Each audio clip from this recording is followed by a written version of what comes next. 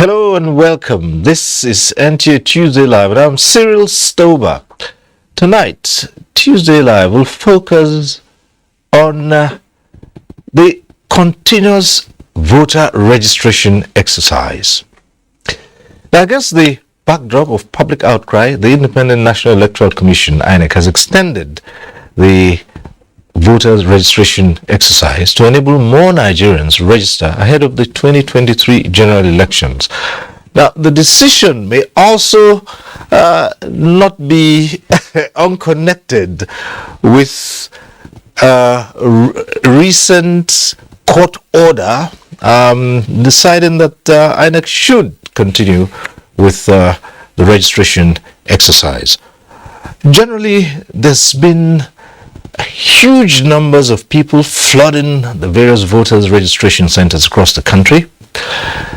But would Nigerians still adhere to the additional time frame and do the needful, or will they request for extension? And this is the usual case when there is a deadline for anything. There are people who wait until the 11th hour and they ask for an extension. Now, will it be the same, or would we just see that this time around all those who are eligible will step forward and register? Now, this is exactly what NTA Tuesday will be addressing tonight. But first, let's get to see this report.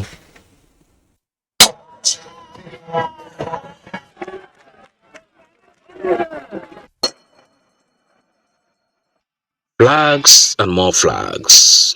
Flagging of the electioneering period. Concerts. Yesterday, when I saw the crowd that trooped here to register, we said we must change strategy.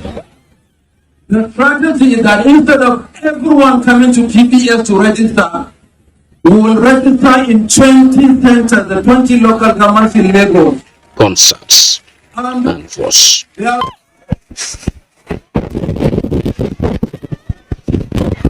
But why the rush?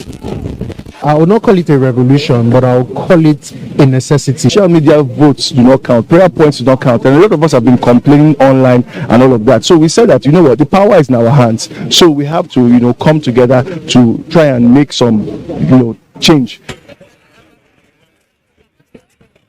The continuous voter registration exercise, fire brigade approach virtually everywhere.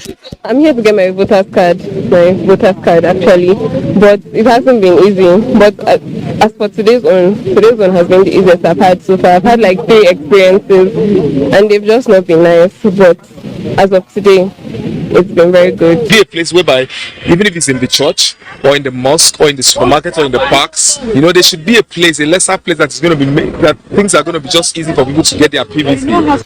But the National Assembly seems intervening to extend the exercise.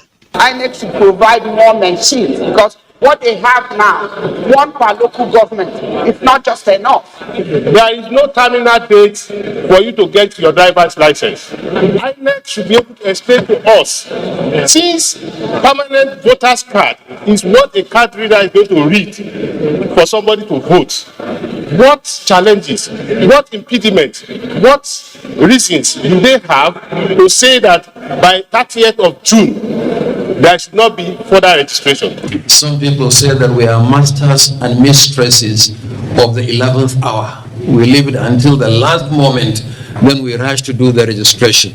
And then you hear citizens talking about being disenfranchised. Well, we have been doing this for the last 9 months.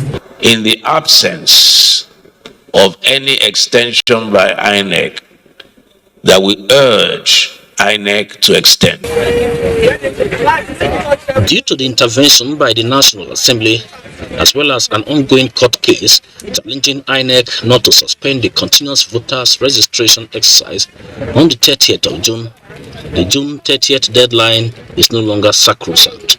But before the 30th of June, INEC is expected to issue a statement, but till then, The 11th hour rush continues. However, INEC has created special centers and more machines deployed to meet the challenges at the moment.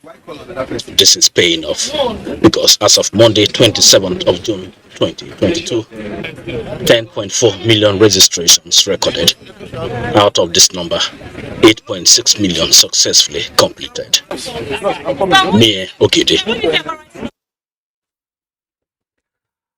That report sets the tone for tonight's discussion. Let's introduce our guests to you. I'd like to welcome to this program Mr. Festus Okoye, National Commissioner and Chairman Voter Education and Publicity of the Independent National Electoral Commission, INEC. Thanks for being with us tonight. Thank you so much. Right.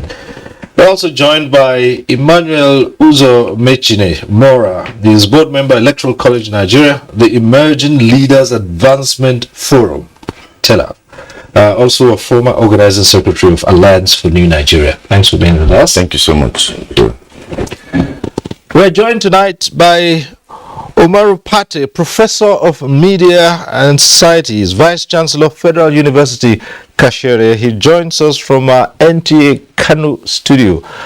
Professor Pate, good to see you with us tonight. See you too, Cyril. Good evening, Nigerians. Thank you. Well, as usual, at some point in time in NTA Tuesday Live, you can get to be part of the discussion in the studio. When that time comes, we'll refresh your memories, acquaint you with the procedure. But for now, let's begin to look at the issue at stake tonight. Continuous voter registration. And let's turn to the INEC Commissioner and say, well, this exercise won't end on 30th June as earlier envisaged. But when you look out, you see people in their scores and hundreds of thousands all jostling to register. Why this rush? Can you explain what's going on? And what does INEC think about this sudden rush of so many Nigerians? Well, I think there are various reasons that accounts for that. From our own perspective, we believe that this new enthusiasm, this new resolve by Nigerians to register to vote is a clear affirmation of the fact that they see in the Independent National Electoral Commission an organization that has the capacity and the courage to make their votes to count. And they have been following what the Commission has been doing, the way we have introduced greater and more technology in our electoral process, and also the way we have been very, very transparent in terms of our dealings with the voters, in terms of our dealings with political parties, and also in terms of the way we've conducted the affairs of the Commission.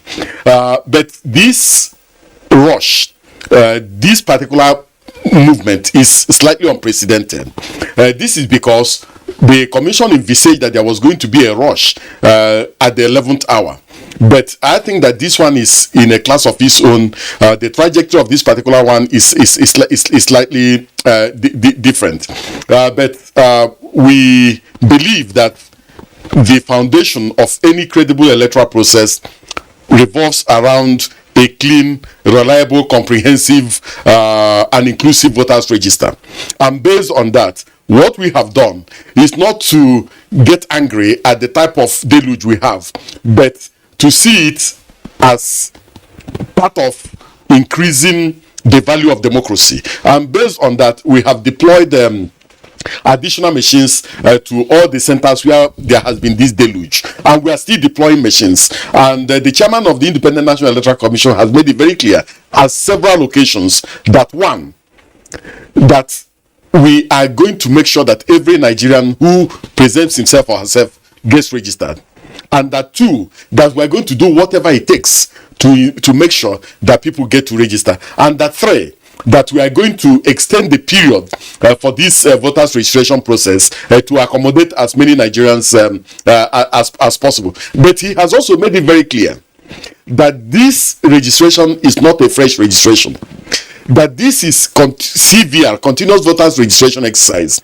we already have over 84 million Nigerians registered, and those 84 million Nigerians are not supposed to register afresh. That this registration, what we are doing now, is only for two classes of people: those who have never registered before in their lives, and also those who have turned 18. These are the two classes of people that are supposed to register.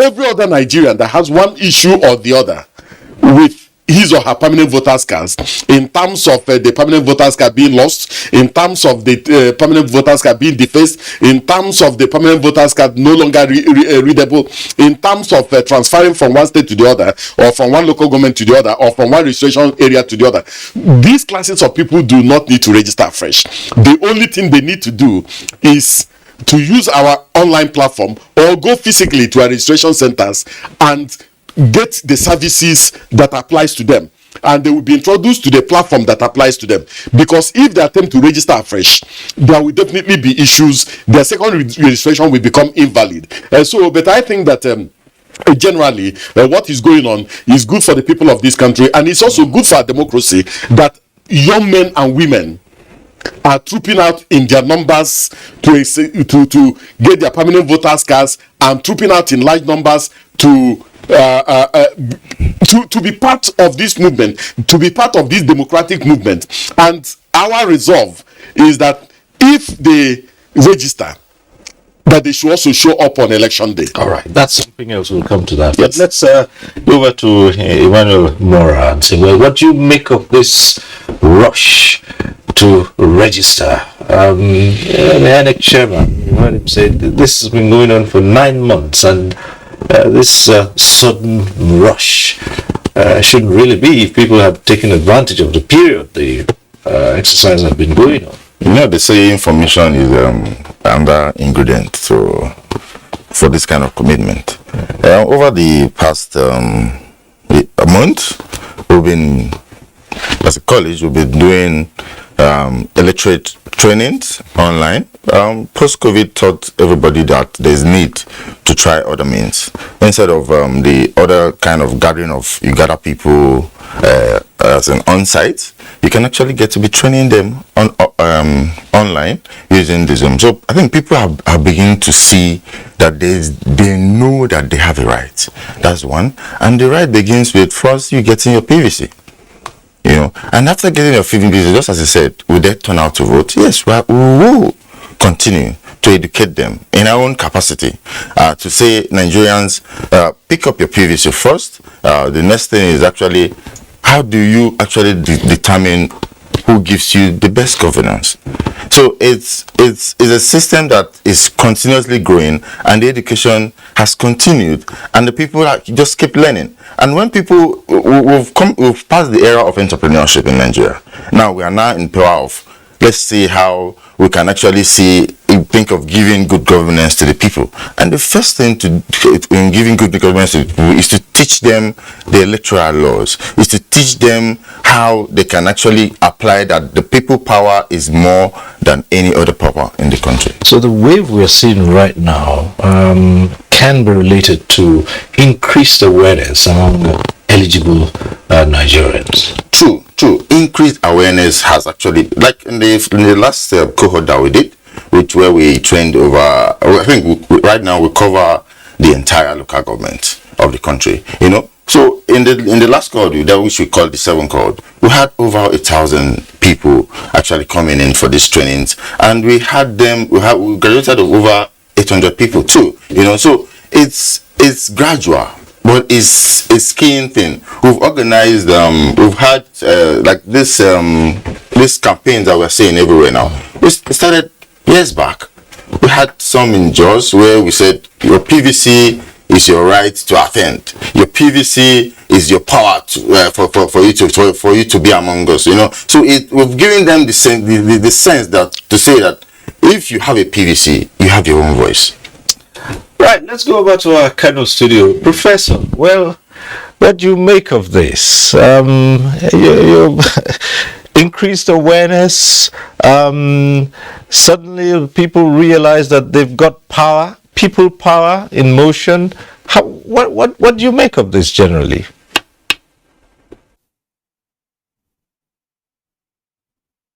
Thank you very much, Cyril. I think it is not only about the issue of awareness, but there is also the issue of increased level of knowledge among citizens, as well as an indication that people need to participate actively in deciding who becomes their leader in the future. Perhaps there could be some little theoretical explanation to the angle of the high level of increase we have just witnessed. You see, I'm sure you may know the knowledge of diffusion, the theory talking about diffusion of innovation is an old theory that we always talk about in communications. And it talks about whenever there's something new, people, there are different categories of people. You have those who are early adapters, those who are always adventurous and be willing to do things without waiting for experimentation. And you have those who perhaps are in the middle. Well, let's wait and see what happens. When they see the level of success recorded by those who are adventurous enough to take the first lead, then they also join. And then you almost always have those who we refer to as laggards, those who are always waiting in the wings to come at the last hour. So I'm sure INEC is not necessarily totally surprised with what is happening, particularly considering the attitude that we always witness in this country, not only in voter registration, but in almost every other aspect of our life. Remember the NIN registration? Remember even when people are about to go to Hajj, suddenly you see people rushing at the last hour, and several other aspects of our national life. And this is indicative of the level of apathy and sometimes the level of what you could describe as lack of confidence in some of the structures that we have in our system. Now, increasingly, people are becoming aware that, look, if you want any change, if you want any development, if you want anything that could change your life, particularly within the political context, the only instrument available to you is for you to go and participate and vote. Otherwise, you may not have electoral value that could be politically useful. So what do? Go and give a card first. And then it could also be like an indication of interest and also the desire to see that things are turned around in this country. And like I've said, what is the way forward? Doing this, what they are doing now. Now, it is also in a way an indictment on our political parties. The political parties also have a responsibility of educating their voters to empower them in terms of knowledge for them to know why they need to do to have their voters registration, either to go and register for those that do not have, or maybe those that have relocated, or whatever the reason is. And if you have been so conscious enough to follow a lot of the activities in our political parties, you realize that it is only INEC that devotes a lot of attention, of resources, and sometimes our non-governmental organizations, both national and international, that are far more concerned with issue of voter education and voter registration. Now, let's ask this question. What is the amount of resources our political parties, for example, are devoting?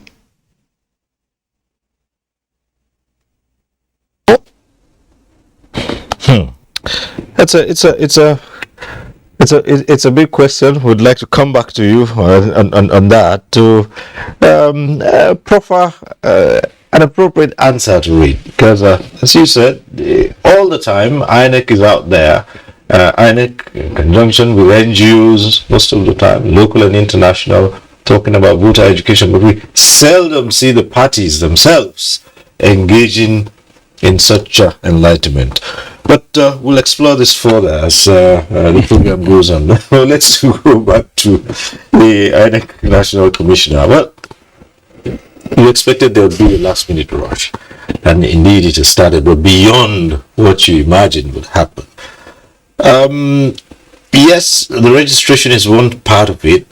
Collection of the PVC is another aspect. And can INEC say with this deluge, they're quite capable of churning out these PVCs in good time? Because it would seem that the earlier argument for putting a cap on when you can register is to allow for registration to be processed. So now can you do that you're having this extra time?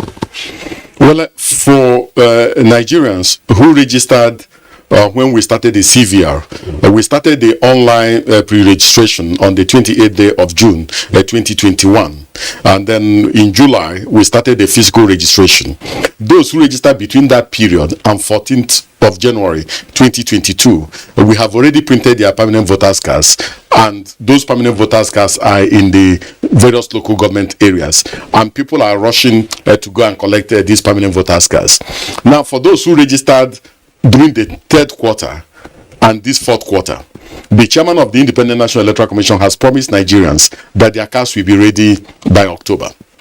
But their cards will be ready by October if Nigerians assist us to stay within our timelines and within our own parameters. This is because the law obligates us to carry out this continuous voters registration. Now, the law also makes it mandatory that at the end of the DCVR, that we must display the voters register in the 8,809 registration areas and in the 774 local government areas for claims and objections. Thereafter, we're also supposed to subject this particular voters register to a cleanup to remove double and multiple registrants. Thereafter, we have to print these permanent voters cards and then truck them back to the various local governments and registration areas for purposes of collection. Now, we insist that nobody is going to collect any card by proxy. If you make the efforts to register, you should also make the efforts to collect the card by yourself. So if we stick to our timelines, we will make these cards available on time before even way ahead of the election. And that's exactly what we intend to do. The chairman has said we are going to extend the period for this voters registration, but we can't extend it in such a way that it will do violence to our own timelines and make then the whole essence of registering, which is to make sure that these PVCs are in the hands of the registrants,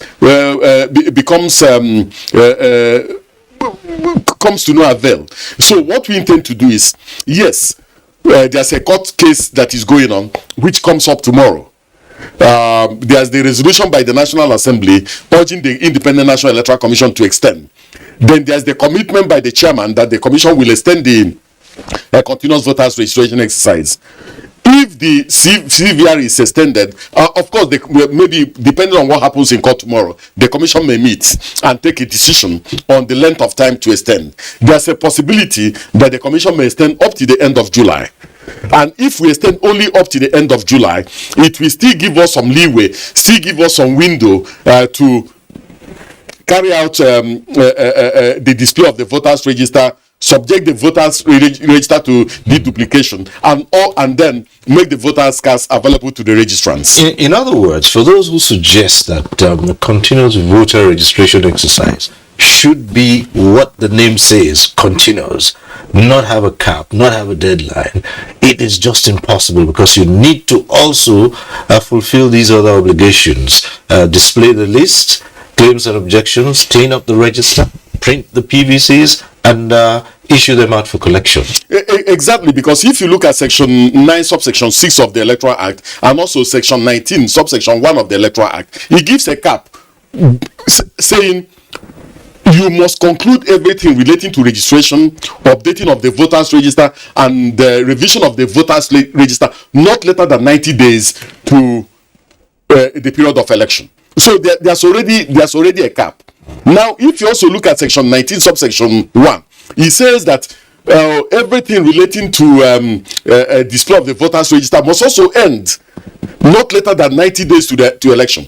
The implication is that the lawmakers, those who frame the law, want us to do these things early enough to make these things available to registrants. So we are resolved to stick to a certain timeline and make these things available to people. Let me put it this way.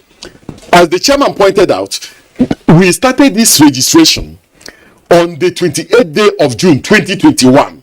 That's almost 11 months now. In some of the registration centers, sometimes our registration officers register one individual a day. One. Sometimes they register 2 a day. So these things have been going on, and then suddenly there's this deluge. I want to appeal to some state governments, to market leaders, and to other stakeholders to segregate the period within which they ask their members to go and register. For instance, if a state government wants to encourage people to go and register, the state government can ask people in one ministry to go on a particular day, and then another ministry to go on another day. But to close down a state and ask every person, every civil servant to go and register will completely and comprehensively overwhelm our registration officers. For you to close down a market and ask everybody to go and register, and that before anybody can access the market, the person has to show evidence of registration, will completely overwhelm us, because that is not the intendment. We cannot procure IVED machines for purposes of registration as if we are procuring the beavers for purposes of voting. So there's a limit to what we can do. But if these things are structured, we can get things right and we can get things done on time. Well, this is where you come in here now. And we started off by acknowledging that Nigerians are known for last-minute decisions, and it's not just with registration for voters' cards. In virtually everything, you want to wait until the last minute, and there's always this hope that, never mind, there will be an extension, and it always happens that way. Now, in this case, there is a limit. Whichever way you look at it depends on what happens tomorrow in court. The length of extension is the key here now. So do you envisage that there will still be an even bigger rush once we now know how long the extension will be for? Thank you. I want to appreciate the national chairman of INEC for, even based on what he has said, that they are actually willing to go another 1 month, which is till July ending, which is a perfect thing, because for every system, there's always need for timeline. And the timelines are clear based on the section that he has quoted. So if they are actually already willing to give 1 month, and as he has also advised in the rush based on the surge, where we see whereby a market to say close down and go. I also want to suggest that the INEC body can actually, if they say like in the market where they envisage that kind of a rush, they can actually send in and tell them, based on fact, I only have 30 days now to go. They can actually send, like, to tell the market organization that we are bringing 2 people, so that we will quell down, so that everybody, they can now segment the market registration. Then you go to markets like main markets in Onitsha, where you have Sokoto line and the rest. You can say, Sokoto line, today is your day. Everybody in Sokoto line can actually come out and get registered. I think that would help ameliorate this surge we're actually saying on the streets and in these centers that we're saying. But what happened is that these centers needed to come up. It needed to grow the awareness for people to actually be aware that, yes, we can actually do this together. We can actually say that let's try it. It's our right, Let's try and see whether the first time, whether the vote will actually count. And we've seen elections conducted by INEC so far, and we've seen the level of credibility within them. So we are having the belief as a youth and as a young man that this time around is not just in those days where we see results being written and being clearly given to the people to accept. We're actually saying we have an electoral law that has transformed the whole system. We've seen guidelines, certain guidelines that says that somebody that have been previously 2 tenures of VCs or of vice cannot actually have more than another 1 term to serve. So we've seen this electoral new law has given people a new way to think, a new way to understand that, yes, the people matter. Well, Professor Pate, are you back with us? All right, good. Good to know you're there. You're back with us. Yes, and in all of this, what role do you think the social media, the traditional, well, the new media, as some people would choose to call it, and the traditional media, what role have they played in this surge of awareness and education, particularly of young people, young Nigerians?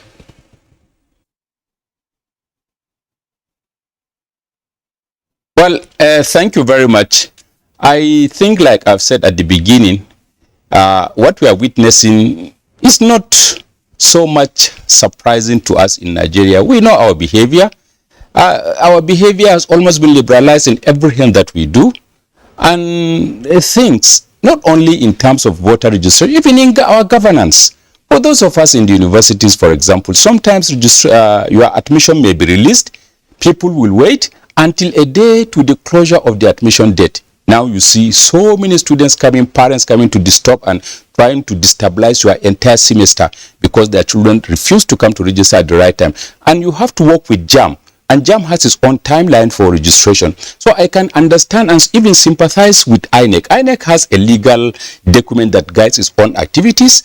INEC has to work according to very strict deadlines. And then the logistics of coordinating all of these things is not something that you can do in a day. Now, one should be able to understand what they may be experiencing and going through for them to comprehensively be able to manage and arrive at very agreeable positions for the politicians themselves to accept and other Nigerians to see the credibility in the performance of INEC, which is extremely important for acceptability of whatever the outcome is going to be.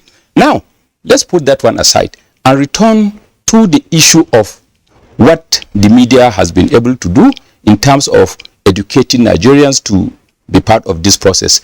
The media, whether social or conventional, have been quite active in terms of doing what they are supposed to do.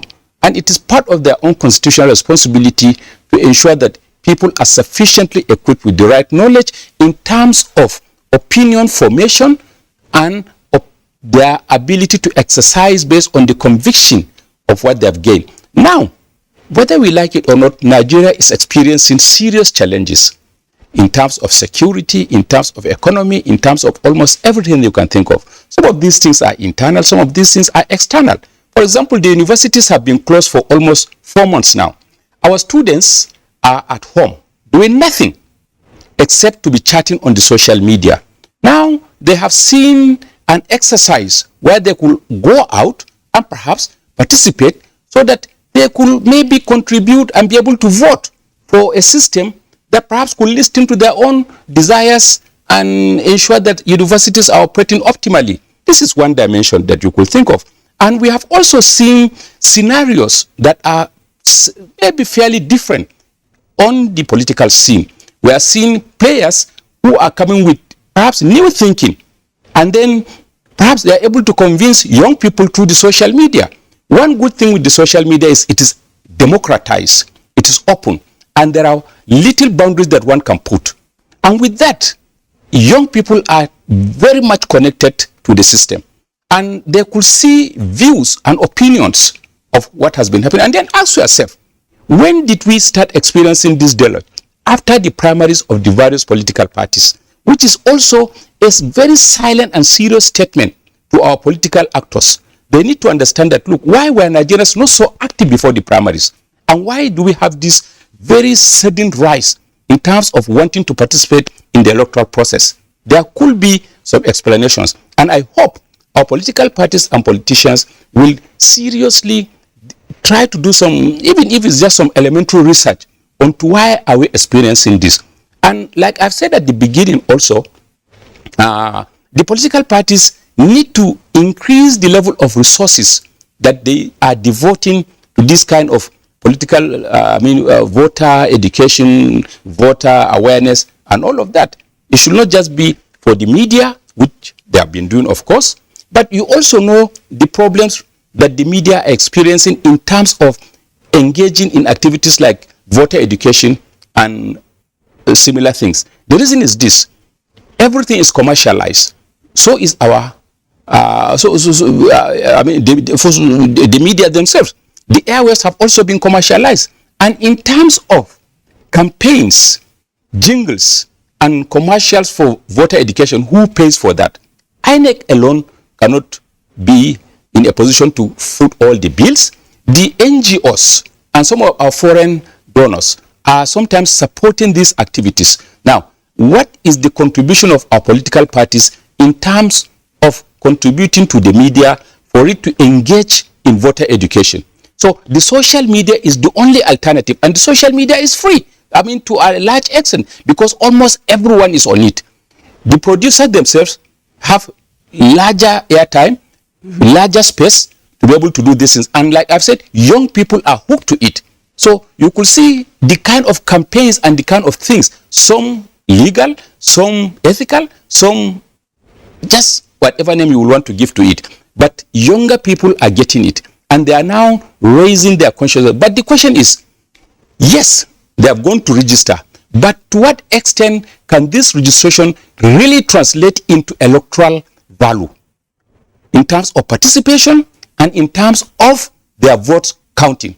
And this is where now INEC will be able to translate the high level of confidence younger Nigerians are reposing in it, to ensure that these elections, at whatever cost, are done fairly, squarely, and comprehensively, to the extent that everybody will say, yes, this process is transparent and can be believed based on our perceptions, based on the level of belief we have given onto INEC.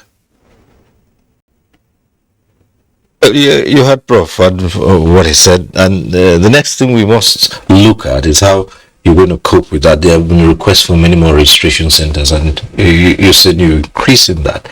That also translates to more personnel and, of course, more challenges when it comes to the rest of the process, cleaning up the register, displaying the names, and, of course, printing the cards and ensuring that they are collected. How ready are you? Well, the commission is ready. What we have done has been to increase the number of machines available to our state and local government offices. Secondly, the chairman has promised that we are going to also begin registration on Saturdays and possibly on Sundays to enable those who do a certain type of work to have an opportunity of going on a Saturday or even on a Sunday to register. We have also been targeting, as he pointed out, some areas in terms of places where we have clusters. We have what we call rotational centers. We rotate some of these centers relative to the type of surge we have from certain areas. For instance, when we had a surge in Lagos, the chairman of the Independent National Electoral Commission and some national commissioners went to Lagos. We assessed the situation and they made a determination on what to do. And then the resident electoral commissioner spoke with some of those market leaders, and then we agreed on where to deploy the machines. That is also going on. I just returned from Imo State, and I also returned from Rivers State, where I also assessed issues around the voters registration process, and some of other national commissioners were also in different states. So we believe that we have a handle on what is going on, but depending on what happens with the court case tomorrow, the commission will meet, review the situation, and also take further action. But I believe that we have the capacity to clear these long lines that you see in various registration centers if Nigerians will cooperate with us. But one of the challenges we have is that if tomorrow you announce that the voters registration process has been extended to the end of July, those on the queue now will go home and then return a week to the end of July, and it creates its own problem. So when we hedge in terms of giving a timeline or in terms of giving a date, a terminal date, we are also looking at some of these issues, some of these challenges. But I believe that we should encourage Nigerians in this type of enthusiasm and in this type of resolve they have shown. Right. Well, many more people are trying to register. You also have the issue for those who want to transfer their centers, those whose cards are defaced, no longer readable, those who've lost them. But it is still the same INEC they have to go to address such issues. And so that, to me, sounds like, more work. Well, one of the revolutionary things the commission did was to create an online portal where people can do their pre-registration before going to the local governments and state offices to go and capture their biometrics. And when you go online and you do your pre-registration, when you get to our state or local government offices, it takes you less than 5 minutes to capture your facials and also capture your fingerprints, and then you go away. It went on for a long time. To the credit of the younger elements in our country, so many of them embrace the online portal. Now, we have 7 services in our online portal. We shut down only one service, which is the online pre-registration for new registrants. Every other service is still going on online. You can go online and do your transfer. You can go online and locate your PVC. We have a PVC locator in the online platform.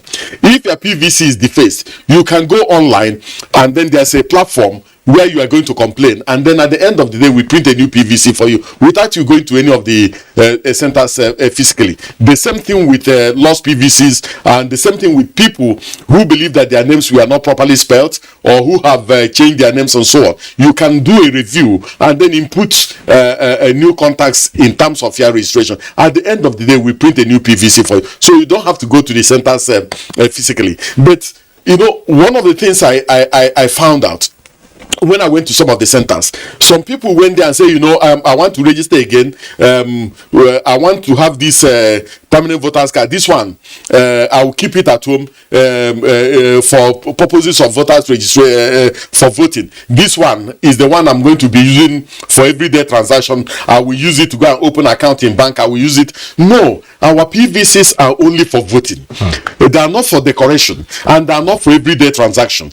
So I believe that if people are aware of these facts, they will not throng the registration centers if they know that they can do these things themselves. And I encourage Nigerians to just go to our platform and do some of these things themselves. One of the big issues for those who transferring from their centers to others, from state, local governments, and all other places, and that is also a challenge. You heard some of them say they've tried to for so long, and it's virtually impossible. Is it that the current, surge in registering people is also having its own backlash on those who want to change?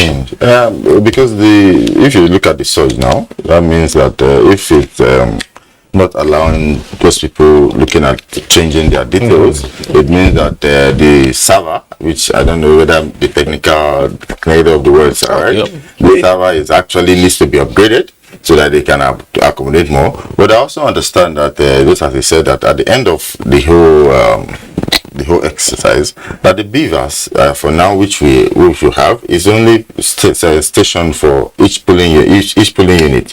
That means the beavers that have actually been set up to accommodate just one polling unit. So it doesn't operate online anymore. That means it's going to be on site. That means it's going to be dedicated to one polling center at a time. And also when you look at the issue of people actually turning out to actually collect their PVCs. That's another surge. That's another timeline that even the NGOs need to work on, to sensitize the people also to come back and do that exercise and collect it, because now we are seeing people registering. We need to still bring out people to come and collect it. All right.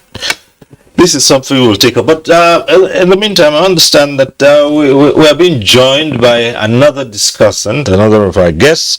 This time, a political and human rights activist, Bose Adebayo, who's a Nigerian in the diaspora.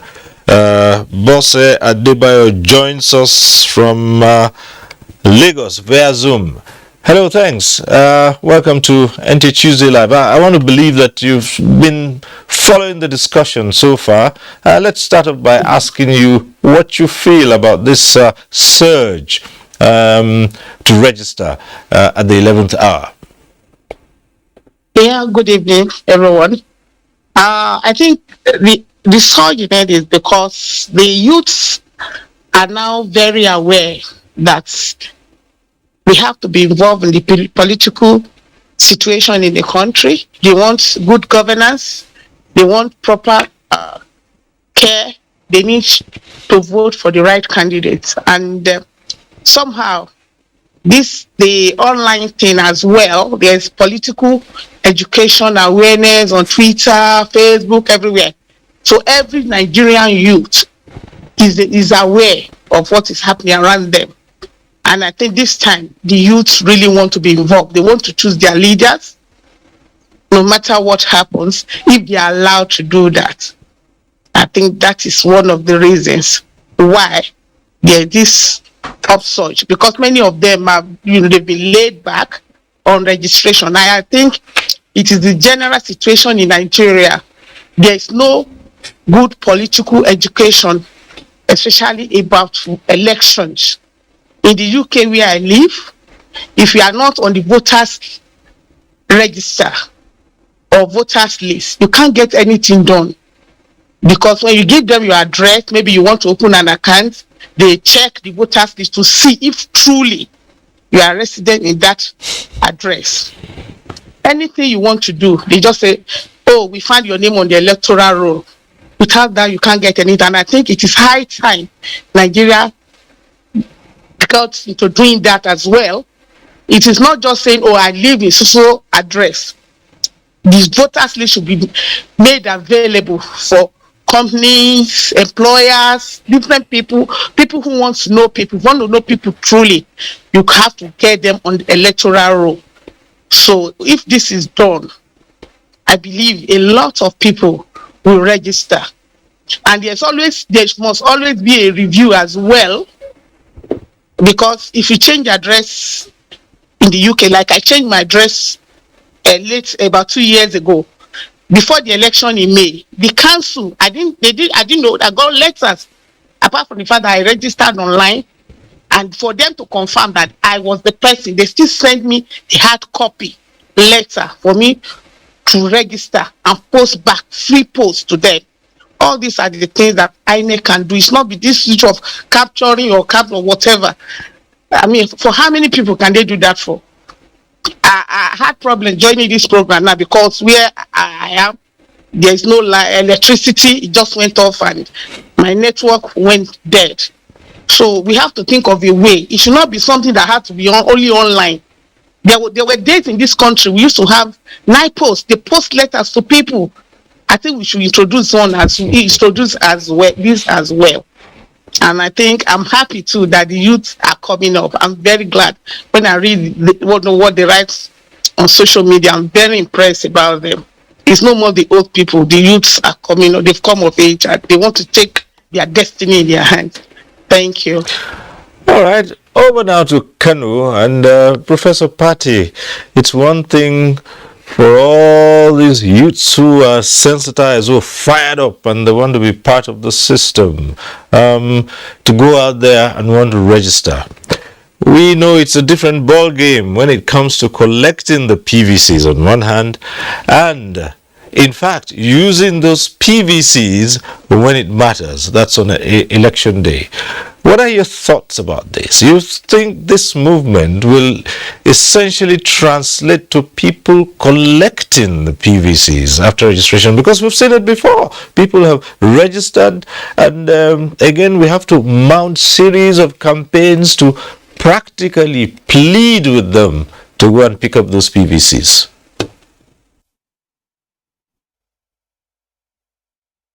Thank you very much. I pray they do. And before I go into answering the question, let me also tell you one dimension from our own perspective as managers in the universities. Many of our students have been staying at home for the past 4 or 5 months. And some of them are not sure where are they going to vote. Are the universities likely to be in operation in the next or during the election period? Or are we likely going to close the universities during elections because we have lost so much time already? And right now, nobody, I repeat, nobody can say with certainty when our universities will reopen. And our students who have their own voters card are so confused that they don't even know where will they be voting? For example, a student who stays in Port Harcourt and is a student in Ahmadu Bello University Zaria or in Bayero University Kano, and by the time elections will hold, he has a card that he has registered for in Port Harcourt, and he will be in Bayero University, and if the university is not close, where will he be having his elections? So you could see some of them who are staying at home, so confused, without any level of certainty on their minds, not even for us, the managers, talk less of the students. So some of them are trying to change. Some of them are just there. What will happen? We are waiting, and these are the kind of uncertainties that certainly could even be worrying to INEC and to other serious structures in this country. Now, back to the issue that you have talked about. Yes, it is possible that people may be forced to go and register, particularly at the state level, where some state governments or some authorities will insist that for you to access certain privileges or certain services, you have to present your PVC.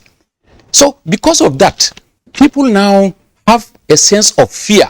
Anyway, it's just like, okay, anyway, let me just go and get the card. Not because I believe I should have a card, but in case of me being put under certain kind of pressure, then I can also present my own card. So you could see a lot of people, now state governments are telling people, we are closing offices completely for a whole week for the whole state to just stand at still for people to go and register. You could imagine the economic cost to the nation or to the particular state. Now, if they do that, people will feel, why is the government asking me, or rather forcing me literally, to go and register? So let me just go and do it. After that, if nothing happens, you may not even bother to go back, and also remembering the stress that the individual went through even to do the registration. Why will I again go through another stress simply to get the card? So because of that, you see some of them simply abandoning the whole thing. But we pray, particularly for the young people, that they will be so serious to go and obtain to go and register as well as get the card, so that during the elections, wherever they may be, they will be able to exercise their votes. Because at the end of the day, if you did not vote, you lack the moral responsibility to be able to complain.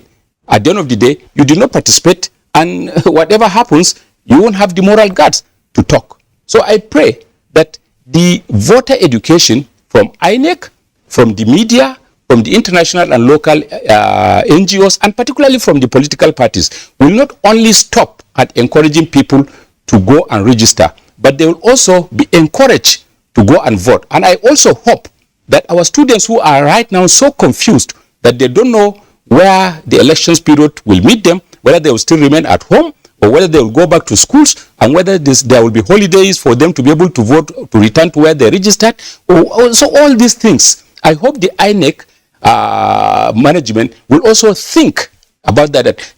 We have quite a large number of students in our universities.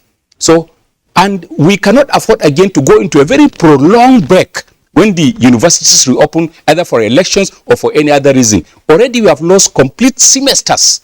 Now, by the time we reopen, we won't have the luxury of waiting again to say people should go because of elections, the school should close again. So I pray that these are things we'll also sort out. Well, the Commissioner say it's a complex society, Nigeria. These are angles.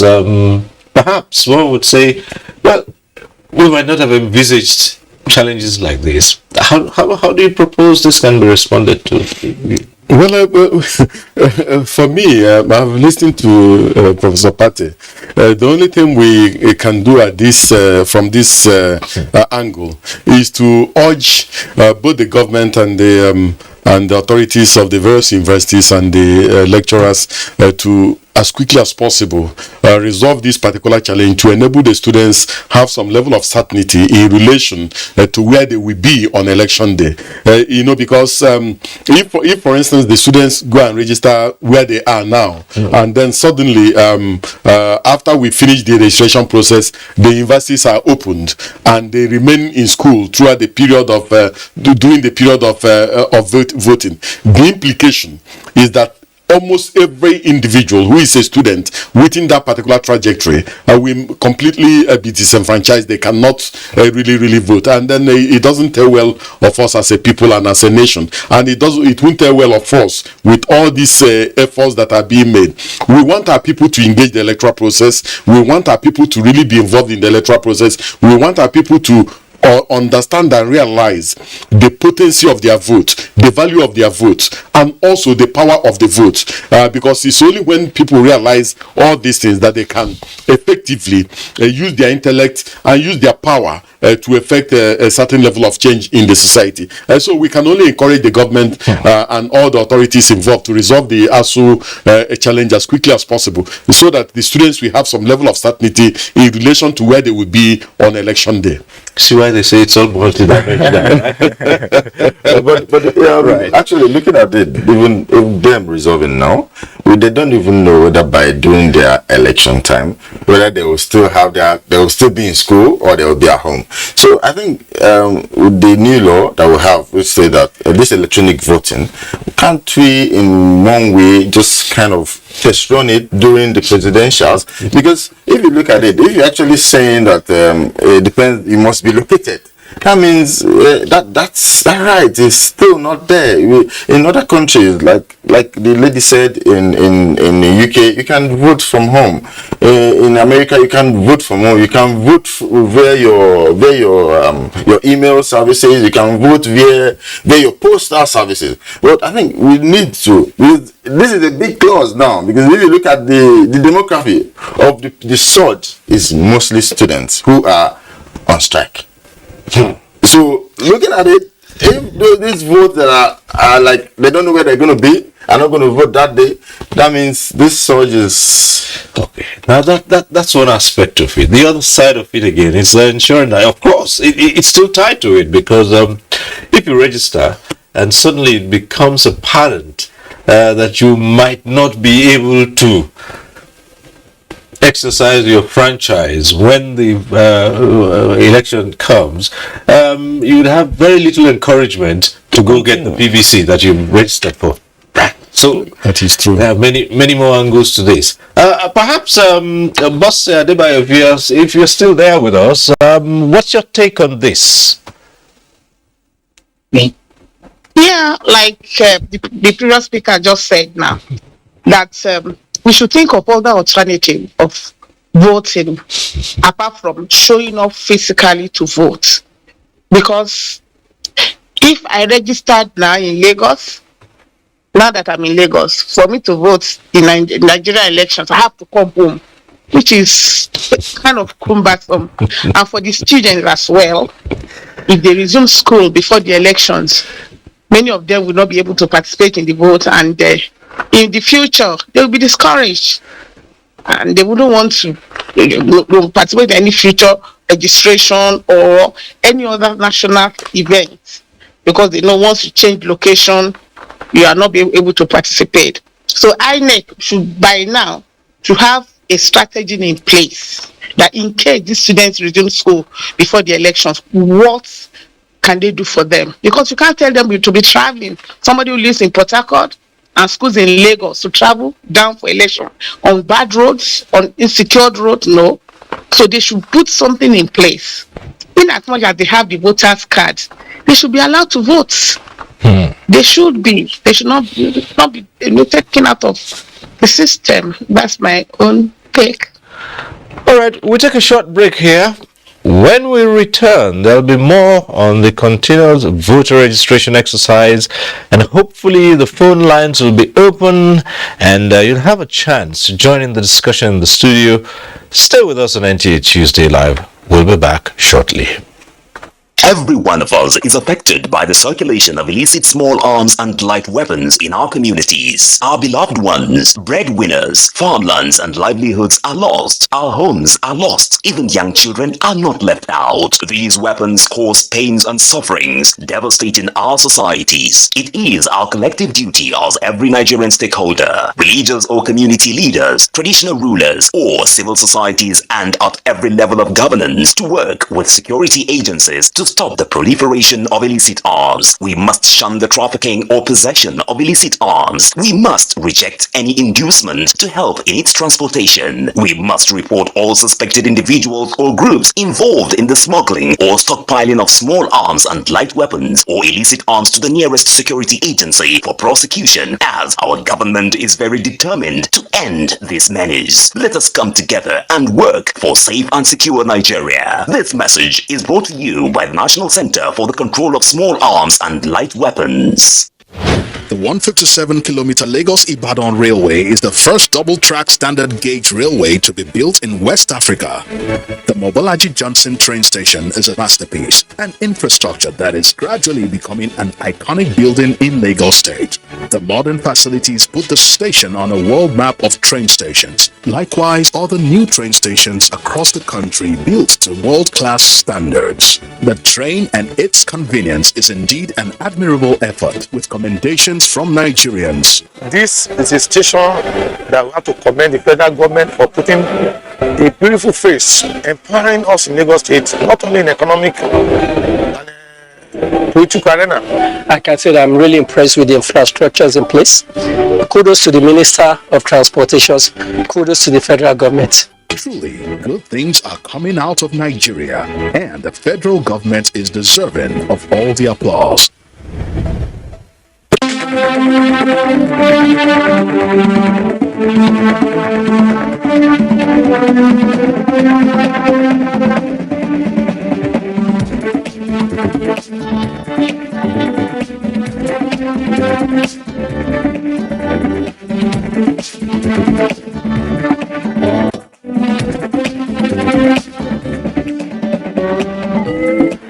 NTA Tuesday Live, a network issue-oriented innovation talk show.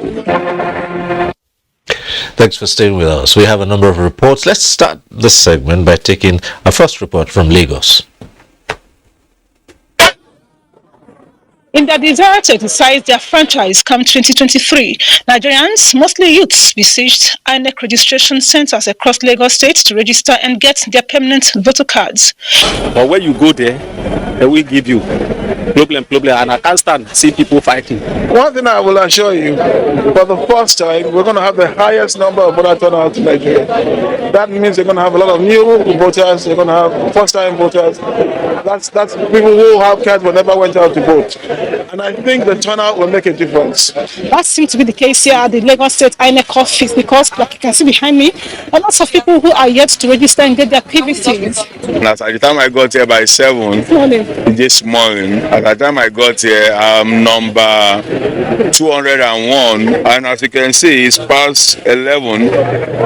I'm here to go inside. I know I see on that Twitter and I'll be just lock up for today. I'll not go to work. I'll stay here till I see the end of it. But I want to get it today. Inside the Lagos State INEC office, we met young Nigerians desperately waiting to register and pick up their permanent voter cards. The Lagos State INEC Resident Electoral Commissioner Olusegun Agbaje attests to having an overflow of registrants with the promise to ensure no eligible voter is denied their right. In Lagos State, over 600,000 are done online, but as I told yesterday, only 338,985 have done the completed exercise, which means only just about 50% of those that have done online will collect their PVCs. Therefore, we have other activities to follow before the PVCs will be ready for collection. We were also informed that presently there are 149 machines across Lagos State, with 6 of those machines here at the Lagos State INEC office. To curb the upsurge, NTA News was reliably informed that additional machines will be sent to the state soon. On a closer examination, I also got to know that issues like lost, defaced or damaged PVCs and transfer cases are more issues presented to INEC officials by a sizable percentage of eligible voters. Nigerians are also advised to ensure they pick up their PVCs at the local government areas across Lagos State. Right. That report from Lagos. Next, we have another one from Kanu.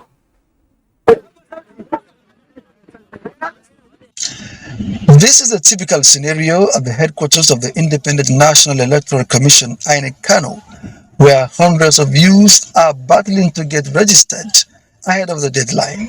Most of them are due for election as they clock 18 years and above. Well, the registration is going on, I won't say smoothly, I would say trust Nigerians, you understand, we don't make use of opportunity given to us, because when we came there are so much people outside, so many people. Hope we are seeing that it's coming forward, that is why I want to do it and have the voters card now. Honestly, all these years I have not been taking it serious, but I decided to come and know my rights. I'm supposed to vote for the right person. We have been trying to address the issue. We have additional machines which we deployed, and why people are rushing to the state headquarters is because it's a bit more convenient than our local government offices. We have more space. I've made arrangement to convert the car park and our conference hall with good sitting arrangement, and it's more convenient. The process at some designated centers across the state witnessed large turnout of prospective registrants. They are really trying, the place is okay, and they are attending to us, they are friendly to us. However, despite last-minute rush, INEC personnel are on ground to ensure that nobody is disenfranchised. With the pronounced deadline of 30th June this month and probability of extending the voter registration, more Nigerians will be registered to partake in the forthcoming general election.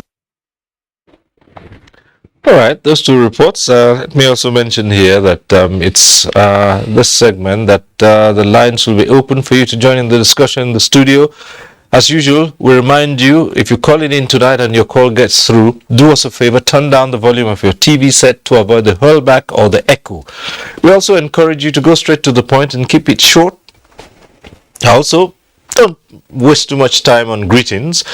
Hello is good enough. You don't have much time. We'd like to keep it so and encourage other people to get on the line to air their views. So welcome to this segment of it. Let's go over to Lagos and join Bose Adebayo via Zoom once more and say, well, yes, you heard those reports, particularly the one from Lagos, and the jostling, the struggle, the increased awareness, and people want to be part of it. That is just one side of it. The next is going back to collect the PVCs and going on election day to exercise that franchise by using those PVCs to vote. What are your thoughts? Yeah. My thought, the issue of collecting PVCs is always a cumbersome thing in this country when you want to collect anything from any government office. And if there is any way, they can be decentralized, so that these PVCs can get to people, maybe through community leaders or their representatives and stuff like that. And the issue of coming out to vote, well, every Nigeria would love to come out to vote, because from observation and from what I've picked up from people, especially the last Ekiti election, it was monetized. Everybody wants to collect money, so they want to come out to vote. But that should not be the only reason why people will want to come out to vote. They should be encouraged. When people know that their vote counts, they want to vote. But when they think, whether I vote or not, it's a common slang in Nigeria, my vote does not matter. Already they know the result and stuff like that. INEC should try to prove to the people that they will be transparent. There will be no any rigging or whatever in the election, that everybody's vote counts at the election. And they should do it in their own kind of enlightenment campaign, telling the people that every vote is important in Nigeria. And I think with that, they'll be able to come out, just like they are coming out to register now. They'll come out to vote. Okay, the phones are already ringing, and we have the first caller, Umar from Burning Kebi. Hello. Hello. Yes, Umar Anachi, I suppose. Yes. Good evening. Good evening. Yes. My name is Umar and I calling from Kebbi, as we say. You see, all this online transfer, online registration, online something, and sensitization on social media is for the people in the cities and semi-cities. What of the people in the remote area where you cannot get access even to make a call? You have to climb one hill.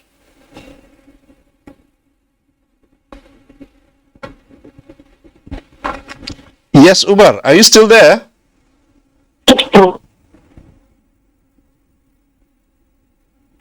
Remote area. Then the other thing is that you will be relocated very close to the voting time. Then it shows that you are disfranchised from voting simply because you relocate. By now, the technology allowed us, INEC should use the advanced technology to vote anywhere you are. Anywhere you are. To avoid this relocation of a thing. May God continue to bless our countries. All right. Thank you. Thank you, Umar Anachi. Well, Mr. Festus Okoye, two straight things that have emanated from the question that Umar Anachi raised here. Since people in the rural areas, he still believes that electronic sensitization and voting is still elitist and confined mainly to the cities. He's talking about people in those areas where you can't even get service to make a phone call.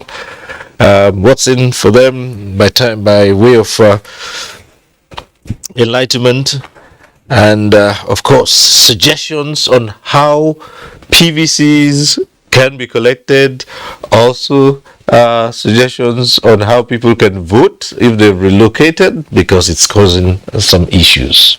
Well, I will address the 2 or 3 issues.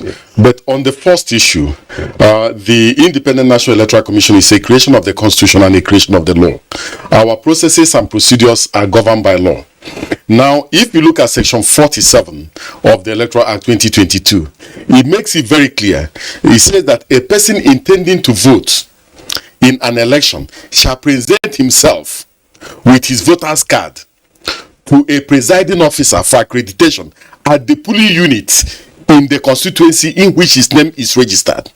That is the law as at today. Yes, the Section 41 gives us the discretion to provide suitable boxes for voting or introduce electronic voting machines or any other electronic device. But this is only one portion of the law. We want a situation where we can graduate from one stage to the other. Our thinking is that after the 2020 regional election, there's a possibility that we can introduce electronic voting machines in our electoral system. And you know, it involves a huge cost. It also involves placing an order with the manufacturers. And to produce one electronic voting machine and get them in, you must do procurement and so on and so forth. And it will take almost a year. And so that issue is ruled out for the 2023 general election. So it's not even a viable option now. On the issue of collection of PVCs, it is next to impossibility for the commission to track these PVCs and give to community leaders, youth leaders, and other stakeholders in the various communities for distribution. It will definitely be misused. It has happened before. We don't want our PVCs to fall into the wrong hands. Any individual that made the effort to register should also make the effort to collect his or her PVC. Now, the caller raised the issue relating to people in the rural areas. This challenge, this surge, is in the urban centers. People in the rural areas, I went to Jigawa, I went to Zamfara, I went to Sokoto, I went to so many of our local governments. The ordinary people started their physical registration early enough. This surge this new impetus is in the urban centers, and it is the surge is even amongst people who have the smartphones, who can also do online. The ordinary people do not really have a huge challenge. They are registering physically, and they are not complaining. So I don't think that the ordinary people have a problem. It is people in the urban centers, the elites, that really have this challenge and this problem. Okay. All right. Let's keep the phone lines open and the calls coming through. Professor Patti, let's head up to Kano now. Professor Patti, you're still there, and you listen to what the law says and how well, going by that provision, it's impossible to have electronic voting. But we're looking at the future. What happens now has some impact on what happens in the future. What do you think about what should Nigeria should do in this?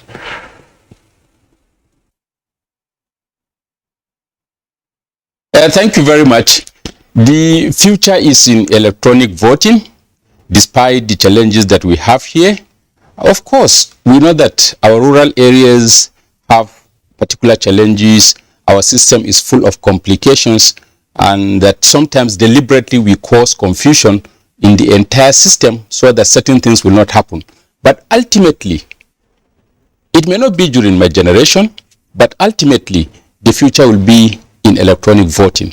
Right now, the law did not, or maybe is not clear on whether we can do that. And based on what the Honorable Commissioner read, we know that it's not going to be possible as of today, or maybe in the next election. Perhaps after this election, the next coming elections, it may be possible. But we must appreciate the challenges within our context as of today. And importantly, we also need to change the political orientation, political behavior of our political elites, who sometimes create confusion in the system. They go to court to obtain injunctions at very critical moments during INEC assignments. Sometimes they sponsor people who go to cause confusion. Sometimes they use money to try to subvert the entire system. And when you have all these kind of challenges, and sometimes physically try to brutalize the machines themselves, then you know that we have a challenge. And the first area is to change the attitudes of our political elites, change the orientation of our bureaucrats, and accept the reality that the world itself is changing, and Nigeria deserves better electoral system. Nigeria deserves good governance, and that the people must be given the power and be allowed to exercise their franchise to come up with leaders that we deserve. And you could see what has been happening even in the last political party primaries, where candidates who did not physically present themselves for primaries, eventually their names emerged. And this is a challenge for INEC. And you could see how the credibility of the entire system is being challenged. So Nigerians are watching. And like I've said, definitely we have to migrate. Just like how we have migrated from the typewriter to the laptop, we must also migrate from physical voting to electronic voting. Whether our people who matter like it or not is just a matter of time. But ultimately, this is where we are heading to. And it's not only in our electoral system, in our security system, in our educational system, in our entire lives. When you go out of Nigeria and you see how things are happening, you feel, challenged. You feel defeated. You feel that, look, in Nigeria, we also deserve this. Look at the deluge of these youths. Why do we need to be pushing, fighting, shouting, simply because we need to register for voters' card? And with the electronic system all over the place, like the commissioner mentions, why can't we go there and do it? Because we still do not trust that these things could work. We need to see physically. We do not still have absolute belief in the E-system. Many of us believe in the D system, direct system. But then direct system can no longer accommodate our number, can no longer accommodate our challenges. Okay. But we have another caller on the line, Mohammed, also calling in from Kebbi. Hello, Mohammed, are you still there? Yes. Good. Thanks for staying on. Go ahead. All right. Good evening, Mr. Sri. Evening. I'm very glad with a lot of contribution made by Prof and all the colleagues within, as well as the other guy from Lagos. I am supporting the issue of the centralization of the exercise of this continuous voter association. Like people, many of the INEC registration office are in local government headquarters. And from local government headquarters to some of the areas, like now in KB I'm talking about, there is a place in Kokobeso local government that is called Rapinsa. Those people, they are having, in the same word in question, some units were added because of the surplus.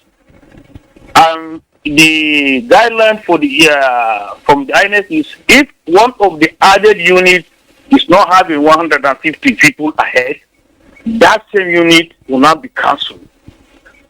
So a lot of such units are in the various rural areas, and those people cannot come to the local government headquarters from where they are. And there's no provision by the INEC to liaise with the local government in financing the INEC staff to the same area we are talking about in the various local government for those people there to go and do to collect their to register, and those that are 18 years above to do the same thing. It's the same in local government headquarters where the INEC office is. People will not travel because of PVC for 1 or let's say 75 kilometers from the bush to the same area. They should decentralize it to such an area. If not, all these units that they have been added will not be cancelled. Then what is the need of the addition? So please, INEC should do something about this thing, so as everybody from the rural areas can be catch up, even if they are not listening, because during election, presiding officer will go there. So let us tell people this electronic voting of something if they don't have and others no, but let INEC do something for such people to have it. Thank you very much. And millions of contributions are made by the participants. I'm very grateful. Thank you very much, Mr. It's been long, we'll not talk again. All right. Thank you very much, Mohammed. Well, I will just allow Mr. Okoye to respond to that quickly.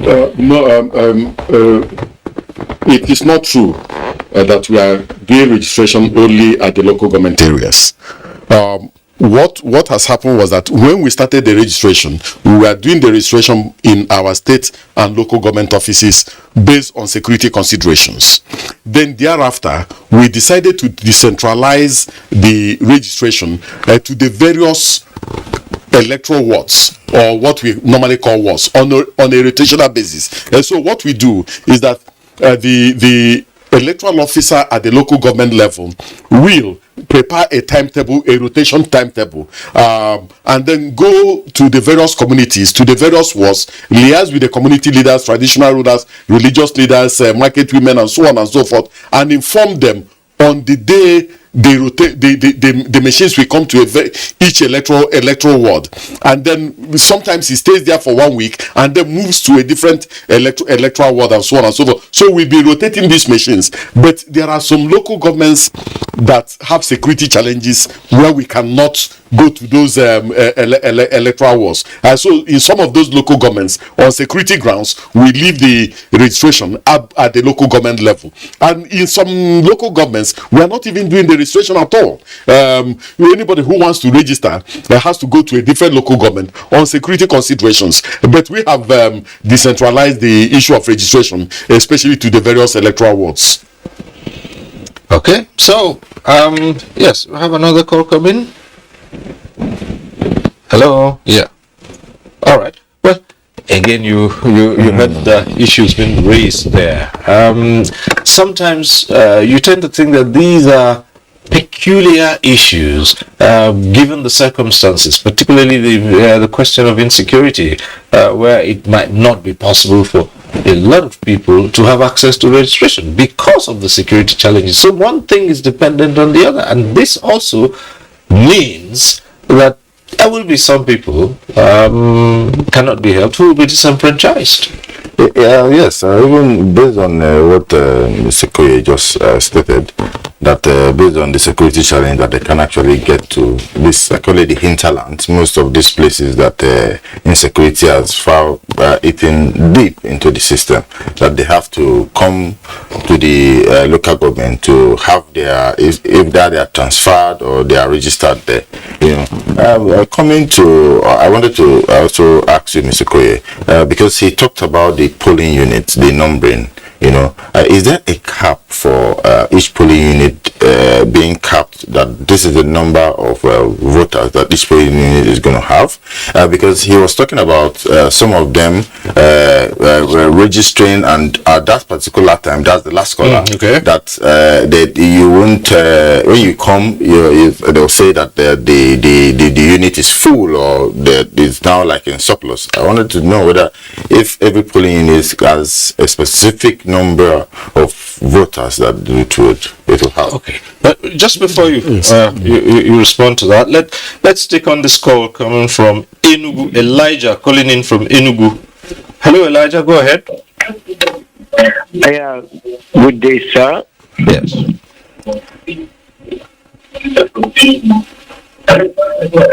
Yeah, good day. I thank you very much. I'm listening to this from the beginning. I think this is a time for the youth. I did my registration. I did my own registration from the net, and the procedures there are very clear and they are very strict. The pictures, when you talk about the pictures, you discover they will ask you to take the picture yourself. The one you are smiling and the one that you are not smiling. Now, by the time you finish, you discover that Nigeria have never seen anything like this before. Now, with what we are seeing, if you look at all the places, whatever you are doing now, even the youth that are going to vote, they are going to vote with their Android phone, so that they will record what is happening on the center there. So it will be very difficult for you to rig the election.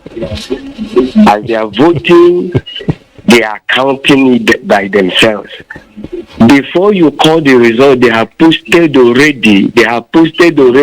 What is on their own polling booth where they vote. They will tell you what. So if you give anything that is different from what they see, they will protest. They said, I was there, I recorded it, look at the video, look at the counting. So I think there is a revolution. INEC has, we are not there yet, but we are not stagnant. We are making a move. Nigeria have never seen anything like this. There was one of the things they showed there, the man is saying they have registered up to 10 million plus. 10 million plus have registered. So if 10 million plus have registered by now, that means the 2023 will be another thing altogether from what people are saying. I think this is the high time we'll get it right at once, at least for now. I want to thank you for this particular program. A lot of people are still saying, what do we do? It's ending on 30th, but from what we are seeing now, there is an extension. So with this extension, you will see that the first week of July, they will still see more people will start coming, because a lot of people that are calling, they will call and say, have you gotten your own? They are closing on 30th. So, but I thank God. That's why I'm still awake till this time. When we talk about the youth, you will see that tomorrow all Facebook, all Twitter, all Instagram, you will see extension. So people will get up. Thank you very much. I am very glad. All right. Thank you so much. Thank you, Elijah. calling in from Enugu. Well, let's going back to the issue that was raised earlier on. Yes. Well, the Independent National Electoral Commission created additional polling units after 26 years of inactivity. And when we started this CVR, we asked mostly the new registrants. We offered these new polling units to them. For them to register in these new polling units, but most of them really did not do that, and that's why you saw in some of the places where we conducted elections, you will see a polling unit with 1,000 registered voters, another one with 50 or 20 registered voters. So what we are doing is that in the next few weeks, we are going to engage in a massive campaign to redistribute voters to some of the polling units. There are some polling units that are clustered in the same place. So we are going to use our ICT department to break up some of those polling units and relocate voters to adjoining polling units. And then I'm sure before the 2023 general election, we will make it possible for each polling unit to have not more than 750 registered voters. Okay. Yes. Well, yes, at this point we'll take another of our reports, this one from Port Harcourt, and then when we come back, Mr. Okoye will also respond to another pending matter. Let's see the report from Port Harcourt. Over the last few weeks, there has been a renewed awareness among Nigerians, especially the youths, on the imperative of participating in next year's general elections. This has given rise to an upsurge in the number of new registrants at the various personal voters' cards PVC registration centers in Port Harcourt. However, this has not been without some challenges, as the process has been cumbersome and hectic for many. Apart from the crowd caused by the usual last-minute rush, inadequate registration machines and limited manpower also pose other challenges. Life, I've sworn not to get the PVC. I've sworn not to vote. But this time around, I'm so convinced in my spirit to vote. I believe that my votes count, so we have to do something to push it to the next level. Whatever we are doing now, we decide out tomorrow. So that's what motivated me to get the PVC. It's supposed to be a history system or a history process, but right now you can see what's happening. We're here since 6 a.m. and nothing has been happening. Nothing. Actually, I came to get my voter's card, and actually this is my first time registering for the election. Although the electoral empire INEC is doing its best to ensure a smooth registration process, most of those at the registration centers have no business being there, as they can complete some of their requests without visiting INEC offices. The online portal cvr.inecnigeria.org is still ongoing, but for fresh registrants, it is not, the portal has closed for them to go ahead to register fresh registrations. But if it is for transfer, some change of names, change of date of birth, you can do that online. If the interest in the voters' registration process is sustained, then the 2023 election will witness a high turnout of voters never experienced in Nigeria's electoral history. All right. The next one is from Enugu. Let's get to see this report. The clock is ticking and the last-minute rush is mounting pressure on personnel and machines in an effort to meet up with June 30 deadline. Scattered all over the local government areas of the southeast, many are yet to be registered even when the commission is on top to meet up the target. We don't work with the defeatist approach to issues. I am very hopeful that the speed, the velocity with which we are currently registering people. Don't be surprised that by 30th of June you may come and you won't see anything. From all indications, if more machines are not deployed to the southeast zone, many may not register before the said deadline. This is because, though the exercise is progressing speedily, some spend 3 to 4 days to get registered. We need to extend the voters' registration. The deadline is 90 days to election day.